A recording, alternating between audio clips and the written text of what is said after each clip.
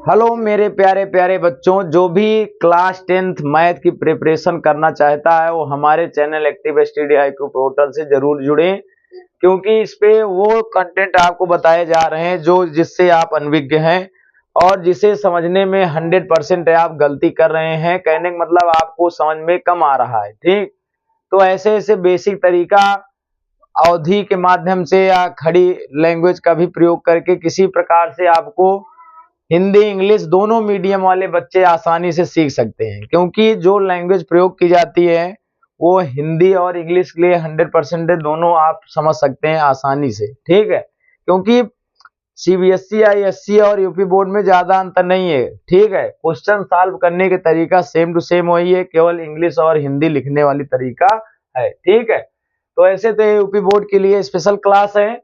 तो चलिए आज देखते हैं अनुपातों A1 और A2, B1 और B2, C1 और C2 की तुलना से आपको संगत और संगत जांच करना है। ये एक्सरसाइज 3.1 है।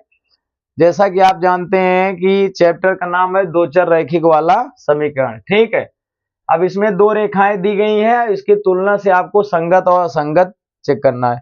पिछले वीडियो में आपको हम बता चुके हैं क्वेश्चन नंबर 2 तक।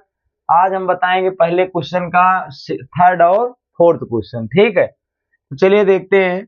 सबसे पहले आप निकालेंगे अनुपात। क्या निकालेंगे? गुणांकों का अनुपात। उसी से पता चलेगा कौन सी कंडीशन फॉलो हो रही है। ठीक, चलिए देखते हैं। आपको अनुपात निकालने के बताए थे x गुणांक बटा इस x का गुणांक, तो क्या हो जाएगा 3/2/9 इक्वल यहाँ पे क्या है 5/3, यहाँ पे कितना है -10। ठीक, अब यहाँ पे इक्वल आप इसको भी निकाल सकते हैं 7/14। ठीक, अब इसको हम सेम टू सेम करेंगे। ठीक है, किस प्रकार से हल करना है। ए बी बटे में मल्टीप्लाई हो जाएगा 3 कितना आएगा 9 2 18, 9 दूनी 18। ए बी मल्टीप्लाई हो जाएगा कितना आ जाएगा 10 3 30। इसको काट सकते हैं तो 1/2, इसको कट करें तो कितना आएगा 3 1 3, 3 1 3, 3 6 18, 5 1 5, 5 6 30। अब यहाँ पे इसकी आवश्यकता नहीं पड़ेगी, क्योंकि पहला ही केस देखो 1/6 कभी भी -1/6 के बराबर नहीं हो सकता है, इसलिए इसको हम यहीं पर ब्रेक कर देंगे, तो इसको लिखने की आवश्यकता नहीं है। तब आप लिखोगे किसको फॉलो कर रहा है A1 बटे A2 does not equal B1 बटे B2। तो यहाँ पे लिख सकते हैं निकाय का क्या है, इस केस में बताए थे क्या है संगत हल। क्या बताए थे? संगत हल है। और क्या बता सकते हैं डज नॉट इक्वल है, तो आप बता सकते हैं प्रतिच्छेदी रेखा है। कौन सी रेखा? यानी ये दोनों रेखाएं इंटरसेक्ट करती हैं। ठीक है ना, प्रतिच्छेदी रेखाएं हैं। और एक पॉइंट बता सकते हैं इसका हल कैसा है। एक तो संगत है, एक बताया जाता है अद्वितीय, यूनिक। ठीक है, अद्वितीय हल है। ठीक, तो इसके 3 प्रकार से क्वेश्चन पूछे जाते हैं। तो अभी तो केवल इसमें पूछा है संगत असंगत, तो आप केवल बताएंगे इस निकाय का कैसा हल है, संगत किस प्रकार का है, तो अद्वितीय यानी एक हल है। और प्रतिच्छेदी रेखाएं, अगर रेखाओं के बारे में पूछा जाएगा तो ये क्या है प्रतिच्छेदी रेखाएं। ठीक, तो एक क्वेश्चन 3 आंसर, मतलब 3 कॉन्सेप्ट एक साथ सीखो।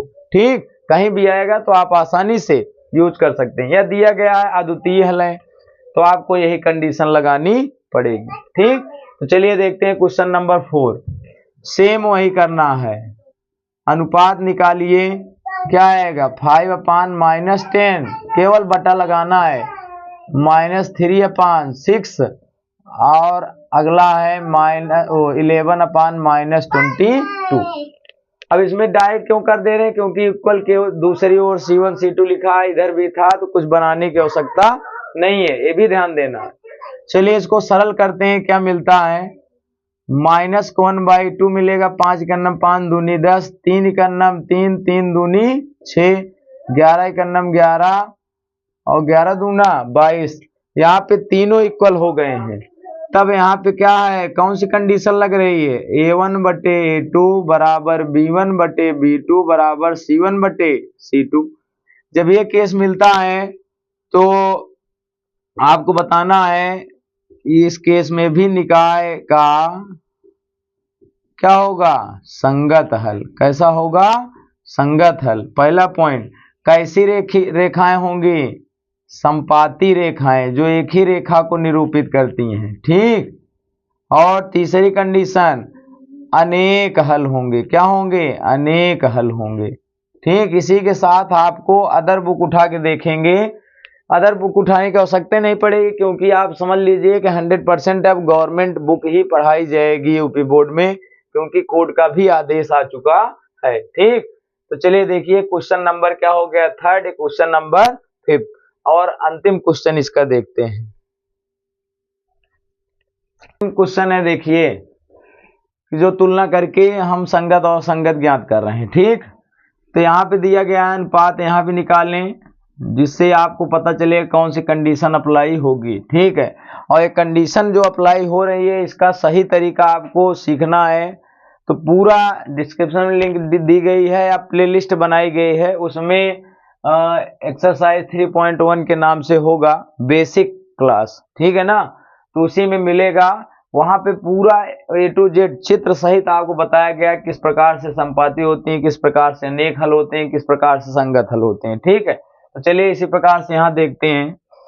4 अपान क्या है 3, और यहाँ पे कितना है 2, इक्वल ये कितना है 2/3, और यहाँ पे क्या है 8/12, ठीक।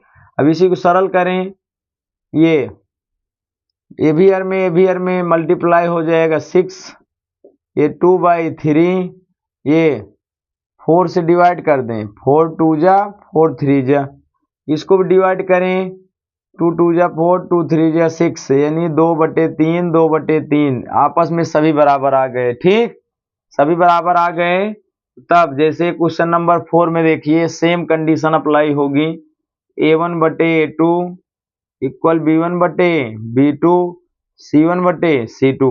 तो सारी कंडीशन यहाँ से आप यहाँ पे लिखा गया है कि A1/A2 B1 तीनों कंडीशन होगा तो निकाय का संगत हल है इसका भी, और संपाती रेखाएं निरूपित कर सकते हैं, और कैसे हल होंगे दोनों के, अनेक हल होंगे, ठीक। क्लियर, कोई दिक्कत, चलिए ठीक। सभी बच्चों से निवेदन है कि अगर कंटेंट अच्छा लगा हो तो 100% आप कमेंट जरूर करें और वीडियो को लाइक करें और ज़्यादा से ज़्यादा बच्चों को शेयर करिए। जय हिंद, जय भारत, जय माता दी।